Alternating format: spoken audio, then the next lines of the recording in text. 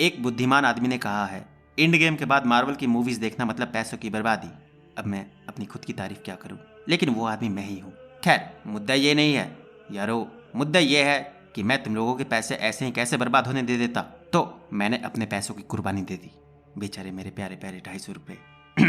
खैर, तुम लोगों को कहानी ही जानना है ना, टेंशन नहीं लेने का, मैं सुनाता हूं ना तुम लोगों को कहानी। The watcher presents Hollywood movie the guardians of the Galaxy volume 3। तो कहानी की शुरुआत होती है नोवेयर से। कहीं नहीं मतलब कहीं नहीं, यह स्पेस में उड़ता एक बड़ी सी खोपड़ी का नाम है। तो नोवेयर में अपने गार्डियंस छुट्टियां बिता रहे होते हैं, बोले तो वेकेशन। एक तरह से थेनोस की बैंड बजाने के बाद अब अपने गार्डियंस का यही घर है, होम स्वीट होम। पर एक दिन इस घर को किसी की बुरी नजर लग जाती है। नींबू मिर्च नहीं टांगा था ना। तो एक बंदा जिसका नाम वॉरलॉर्ड रहता है, वो इन पर अटैक कर देता है और अपने गार्डियंस की पूरी बैंड बजा देता है। नेबुला, ड्रैक्स, मैंटिस, ग्रूट, रॉकेट, इन सबको किसी धोबी के कपड़ों की तरह धो डालता है। हालांकि ये लोग बच सकते थे, पर अपना पीटर क्विल, बोले तो स्टार लॉर्ड, अपनी महबूबा के गम में शराब में डूबा हुआ रहता है। इसीलिए कहते हैं लड़की का चक्कर बहुत खराब है। पर अपनी कातिल हसीना नेब्यूला भी कम नहीं रहती। इससे पहले ये वॉरलॉर्ड ड्रैक्स को टाटा बाय बाय कर देता, नेब्यूला इसके सीने में खंजर उतार देती है। हालांकि इस बीच अपना रॉकेट बुरी तरह से घायल हो जाता है। वैसे तो इनके पास ऐसी टेक्नोलॉजी थी जो किसी भी जख्म को चुटकियों में भर देती थी, पर रॉकेट के शरीर में एक ऐसा सिस्टम फिट था जो उसके ऊपर किसी भी टेक्नोलॉजी को इस्तेमाल करने पर उल्टा उसे ही मार देता। तो अब यहाँ अपने गार्डियंस के सामने ऐसा सिचुएशन आ जाता है कि करे तो करे क्या। पर क्योंकि ये अपने साथी को ऐसे छोड़ भी नहीं सकते थे, तो ये रॉकेट के अंदर लगी हुई डिवाइस को हैक करने का डिसाइड करते हैं। पर यह करना आसान नहीं था। इसके लिए इन्हें एक कोड चाहिए था, वो कोड जिसे रॉकेट को बनाने वाले ने स्पेस में एक जगह, ओर्स्कोप, शायद यही नाम था, छोटा नाम में क्या रखा है, तो वो कोड उस जगह पर एकदम टाइट सिक्योरिटी में रखा हुआ था। पर कोई ना, अपनी कातिल हसीना यहाँ भी अपना कमाल दिखाती है। वो क्विल को बताती है कि वहाँ उसके जान पहचान का कोई है जो उनकी इस तूफानी कांड में मदद कर सकता है। के तो बस फिर क्या, अपनी गार्डियंस की टीम निकल पड़ती है रॉकेट बचाओ अभियान में। वैसे इसी बीच दूसरी तरफ हमें वो शख्स देखने को मिलता है जिसने रॉकेट को एक रकून से रॉकेट बनाया था। इसका नाम हाई एवोल्यूशन रहता है, और अपनी सोनपरी तो याद ही होगी तुम लोगों को, ये वॉरलॉर्ड इसी का बेटा था। तो यहाँ हमें ये पता चलता है कि इस वॉरलॉर्ड को गार्डियंस की बैंड बजाने हाई एवोल्यूशन नहीं भेजा था, और क्योंकि वॉरलॉर्ड अपने मिशन में फेल हो गया था, तो ये हाई एवोल्यूशन अपनी सोनपरी को धमकी देता है कि अगर उसने रॉकेट को जल्द से जल्द उसके पास नहीं लाया तो वो उसकी पूरी की पूरी नस्ल मिटा देगा। ये हाई एवोल्यूशन बड़ा डेंजर आदमी लगता है रे बाबा। वैसे बैंड से याद आया, बैंड तो इधर अपने क्विल की बचती है। नेब्यूला ने अपने जिस साथी की बात करी थी वो और कोई नहीं, अपनी गमोरा निकलती है, मतलब क्विल की गमोरा, जो पास्ट से पास्ट वाले थेनोस के साथ फ्यूचर में आ गई थी। तो बस फिर क्या, गमोरा को देखते हैं क्विल की धक धक शुरू। पर गमोरा को देखकर क्विल का दिल और टूट जाता है, क्योंकि एक तो ये वो गमोरा नहीं थी जो कभी उससे प्यार करती थी, ऊपर से ये अब स्पेस के लुटेरे रेवेंजर्स के साथ काम कर रही थी, यानी अब ये डाकू बन चुकी थी। खैर, फिलहाल क्योंकि रॉकेट को बचाना ज्यादा जरूरी था, तो ये अपने टूटे हुए दिल के टुकड़ों को समेट कर इसके साथ काम करने के लिए मान जाता है। गमोरा की मदद से ये लोग उस डिवाइस को हासिल कर लेते हैं।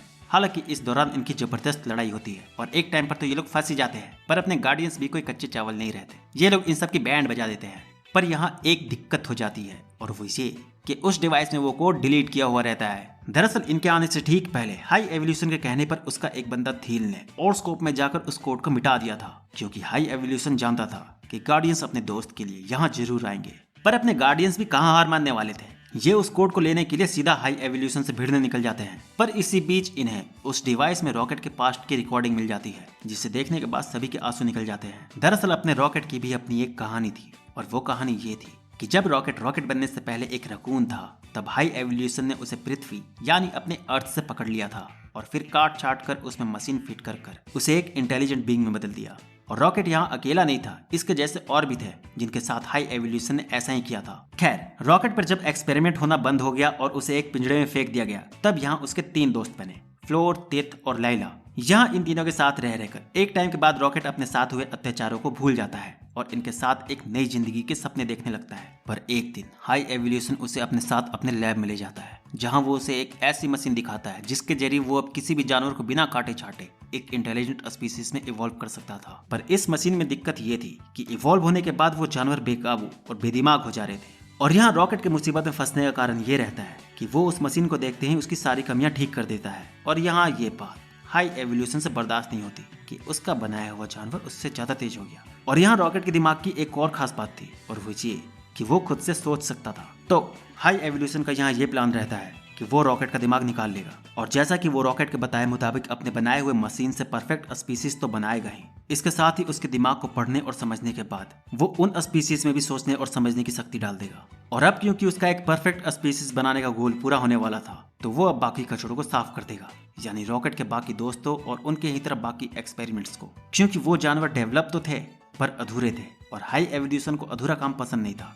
तो जब ये बात रॉकेट को पता चलती है तो वो अपने सभी दोस्तों को लेकर यहाँ से भागने का प्लान बनाता है, पर इसी बीच हाई एवोल्यूशन यहाँ आ जाता है और इसके सभी दोस्तों को मार देता है। बस रॉकेट किसी तरह यहाँ हाई एवोल्यूशन को जख्मी कर भागने में कामयाब हो जाता है। तो यारो ये थी अपने रॉकेट की दर्द भरी कहानी, और हाई एवोल्यूशन इसी वजह से इसके पीछे पड़ा हुआ था, क्योंकि उसे रॉकेट का दिमाग चाहिए था। खैर बैक टू प्रेजेंट, अपने गार्डियंस पहुंच जाते हैं काउंटर अर्थ। हाई एवोल्यूशन को ढूंढते ढूंढते ये प्लैनेट दिखता तो हूबहू अपने अर्थ की तरह, पर यहाँ के लोग इंसान नहीं बल्कि जानवर थे। आई मीन रियल वाले जानवर नहीं, जानवर थे पर सिर्फ नाम के।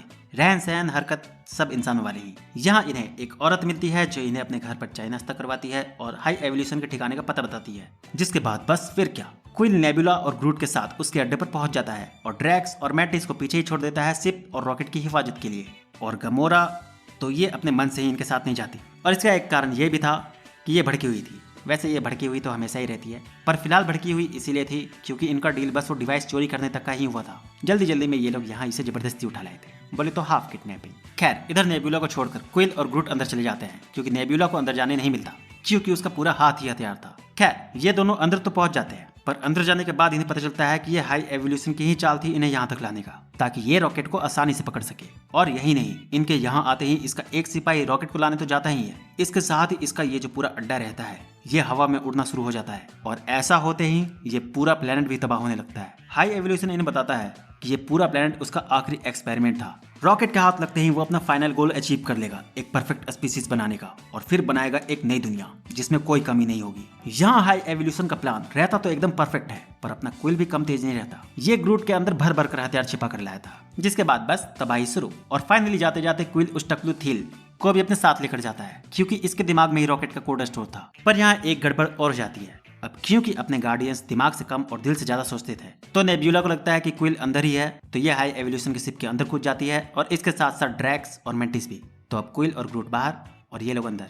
वैसे हाई एवोल्यूशन का जो सिपाही रॉकेट को लेने गया था उसे गमोरा मार देती है, क्योंकि रॉकेट की वीडियो देखकर वो भी थोड़ा इमोशनल हो गई थी। वैसे गमोरा उसे अकेले नहीं मारती, असल में वॉरलॉक उसे मारता है। दरअसल इनका पीछा करते करते सोनपरी भी यहाँ आ गई थी। पर हाँ, वॉरलॉक इस सुअर को रॉकेट को बचाने के लिए नहीं मारता, वो इसे मारता है ताकि वो खुद रॉकेट को हाई एवोल्यूशन को सौंप कर वाहवाही पा सके, ताकि वो उसके लोगों को ना मारे। पर अफसोस वॉरलॉक की किस्मत भी खराब ही रहती है। इधर गमोरा की मेहरबानी से ना उसे रॉकेट मिलता है, और प्लेनेट तो तबाह हो ही रहा था, तो इसके साथ साथ सोनपरी का भी द एंड हो जाता है। खैर कोड मिलने की वजह से अपना रॉकेट फाइनली बच जाता है। हाँ, अब इधर इनकी दिक्कत ये रहती है कि इधर रॉकेट बचता है और उधर नेबुला, ड्रैक्स और मेंटिस हाई एवोल्यूशन के बंदी बन जाते हैं। पर उतनी भी दिक्कत की बात नहीं रहती। रॉकेट अब ठीक हो गया रहता है, तो ये लोग फुल जोश के साथ हाई एवोल्यूशन से लड़ने पहुंच जाते हैं, और इतनी देर में हाई एवोल्यूशन को एक और झटका लगता है। उसे पता चलता है कि उसने इन तीनों को बंदी बनाकर गलती कर दी। जैसे एक दीमक लकड़ी को अंदर से खोखला कर देती है, वैसे ही ये तीनों दीमक इसकी शिप को अंदर से तबाह करने लगते हैं। और इन्हें इस दौरान शिप के अंदर बहुत सारे वो बच्चे भी मिलते हैं जिन पर हाई एवोल्यूशन ने एक्सपेरिमेंट किया था।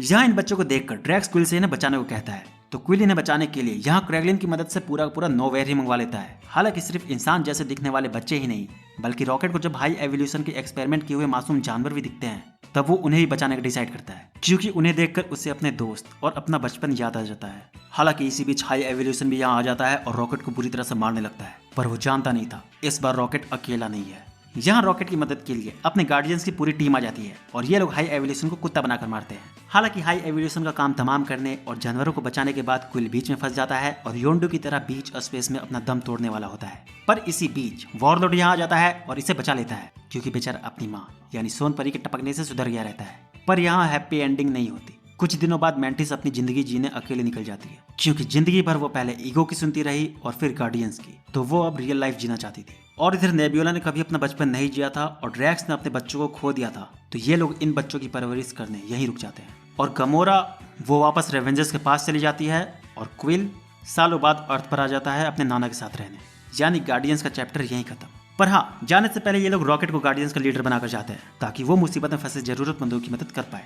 और अब स्पेस के पास नई गार्डियंस है, और मूवी यहाँ खत्म हो जाती है। तो यार बस इस वीडियो में इतना ही, मिलते हैं नेक्स्ट वीडियो में, तब तक के लिए बाय।